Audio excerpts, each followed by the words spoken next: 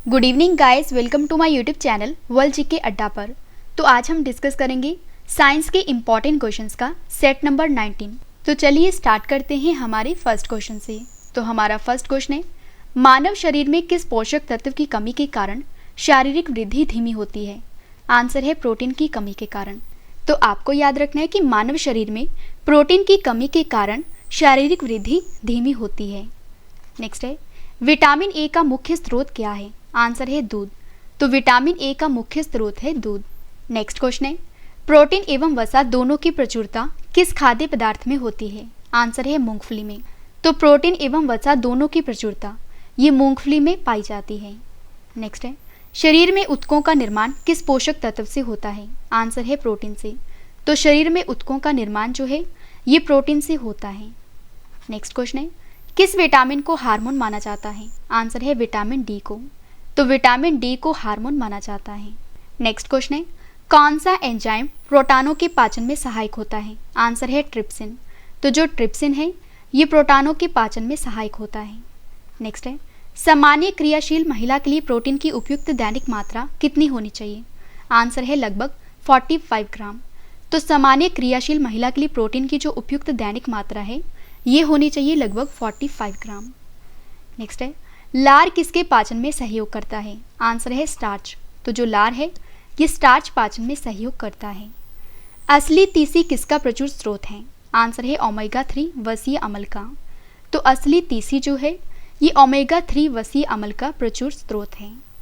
Next question है, मानव शरीर में पाचन की अधिकांश क्रिया किस अंग में संपन्न होती है? आंसर है छोटी आंत में। तो मानव शरीर में पाचन की अधिकांश क्रिया जो है ये छोटी आंत में संपन्न होती है। नेक्स्ट है, मांस की तुलना में मछली को सुपाच्य और लाभदायक क्यों माना जाता है? आंसर है बहु और स्त्रिप्त वसा अम्ल के कारण। नेक्स्ट है, दूध किस बैक्टीरिया के कारण खराब हो जाता है? आंसर है लैक्टोबैसिलस। तो जो दूध है ये लैक्टोबैसिलस बैक्टीरिया के कारण खराब हो जाता है। अगला क्वेश्चन है, पालक के पत्तों में किस पोषक तत्व की मात्रा सबसे अधिक होती है? आंसर है लौह की। तो पालक के पत्तों में लौह की मात्रा जो है ये सबसे अधिक पाई जाती है। कौन सा एंजाइम दुग्ध प्रोटीन को पचाने में सहायक होता है? आंसर है रेनिन। तो जो रेनिन है ये दुग्ध प्रोटीन को पचाने में सहायक होता है। नेक्स्ट है, मानव शरीर में विटामिन ए भंडारित होता है किसमें? यकृत में।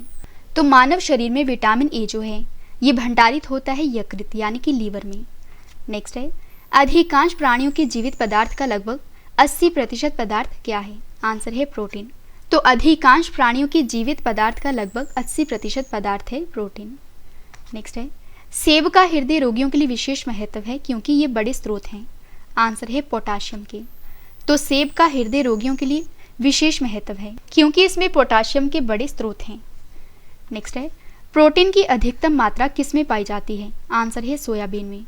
तो प्रोटीन की अधिकतम मात्रा जो है ये पाई जाती है सोयाबीन में। नेक्स्ट है, अल्फा केराटिन नामक प्रोटीन शरीर के किस अंग में पाया जाता है? आंसर है त्वचा में। तो अल्फा केराटिन नामक प्रोटीन जो है ये शरीर की त्वचा में पाया जाता है। नेक्स्ट है, गेहूं में रोटी बनाने के गुणों को प्रभावित करने वाला पदार्थ कौन सा है? आंसर है ग्लूटेन। तो गेहूं में रोटी बनाने के गुणों को प्रभावित करने वाला पदार्थ कहलाता है ग्लूटेन। नेक्स्ट है, दूध का श्वेत रंग किसकी उपस्थिति के कारण होता है? आंसर है कैसिन नामक प्रोटीन की उपस्थिति के कारण। तो दूध का जो श्वेत रंग है ये कैसिन नामक प्रोटीन की उपस्थिति के कारण होता है। नेक्स्ट है, किसमें विटामिन सी की मात्रा सबसे ज़्यादा होती है? आंसर है आंवला में। तो आंवला में विटामिन सी की मात्रा सबसे ज़्यादा पाई जाती है। विटामिन डी का प्रमुख स्रोत क्या है? आंसर है सूर्य की किरणें। तो विटामिन डी का प्रमुख स्रोत है सूर्य की किरणें। किस विटामिन का निर्माण हमारे शरीर में होता है? आंसर है विटामिन डी व B3 का। तो विटामिन डी व B3 का निर्माण जो है ये हमारे शरीर में होता है। नेक्स्ट है, किस जीव में लिंग गुणसूत्र नहीं पाए जाते? आंसर है छिपकली में। तो छिपकली में लिंग गुणसूत्र जो है ये नहीं पाए जाते। नेक्स्ट है, जंतु कोशिका में अनुपस्थित होती है क्या? कोशिका भित्ति। तो जंतु कोशिका में अनुपस्थित होती है कोशिका भित्ति। नेक्स्ट है, पीट पिंड कहाँ पाई जाती है?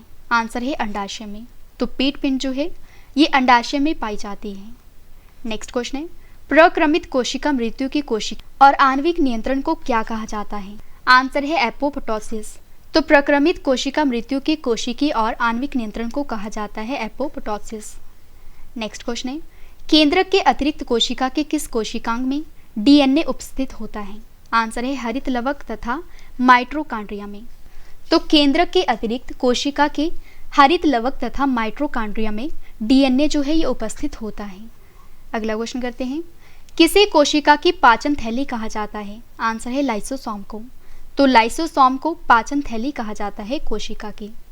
मनुष्य के किस ऊतक में जन्म के पश्चात कोशिका विभाजन नहीं होता?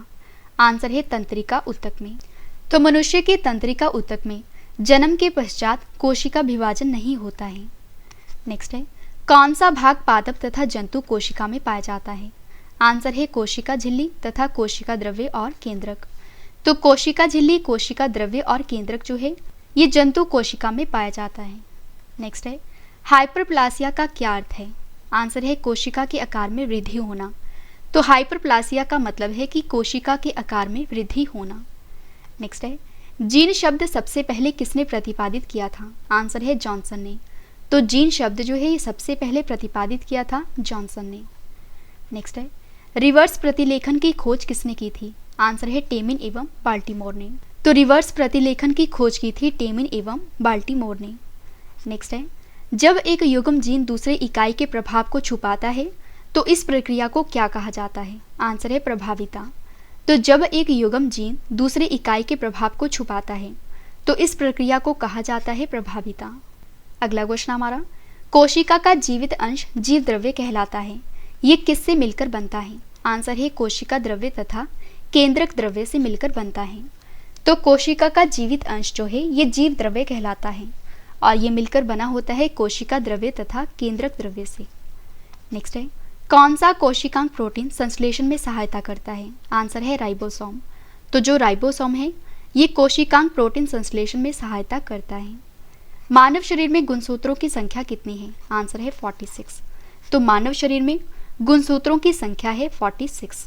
अगला क्वेश्चन हमारा, कौन सा तत्व पौधों की कोशिका भित्ति की संरचना का घटक है? आंसर है कैल्शियम।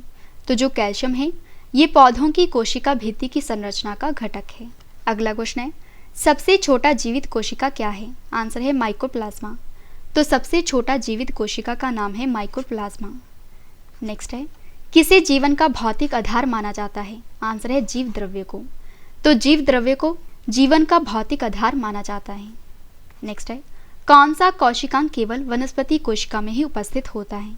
आंसर है हरित लवक।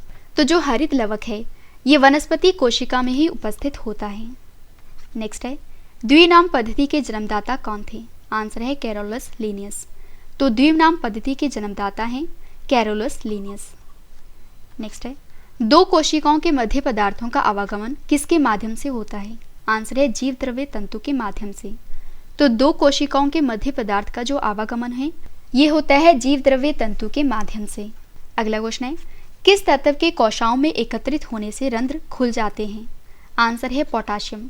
तो पोटाशियम के कोशिकाओं में एकत्रित होने से रंध्र यानी कि स्टोमेटा जो है ये खुल जाते हैं। अगला क्वेश्चन है, ट्रैफिक पुलिस की संज्ञा किस कोशिकांग को प्रदान की जाती है? आंसर है गोल्जिकाए को। तो ट्रैफिक पुलिस की संज्ञा जो है ये गोल्जिकाओ कोशिकांग को प्रदान की जाती है। नेक्स्ट है, प्लाज्मा झिल्ली किसकी बनी होती है? आंसर है लाइपोप्रोटीन की। तो जो प्लाज्मा झिल्ली है ये बनी होती है लाइपोप्रोटीन की। प्लाज्मा झिल्ली की संरचना का यूनिट मेम्ब्रेन मॉडल किसने दिया था? आंसर है रॉबर्टसन ने। कब दिया था? 1959 को। तो प्लाज्मा झिल्ली की संरचना का यूनिट मेम्ब्रेन मॉडल जो है ये दिया था रॉबर्टसन ने। कब दिया था? 1959 को। नेक्स्ट और लास्ट क्वेश्चन करें इस वीडियो का, कोशिका भित्ति क्या होती है? आंसर है पारगम्य। तो कोशिका भित्ति जो है ये पारगम्य होती है।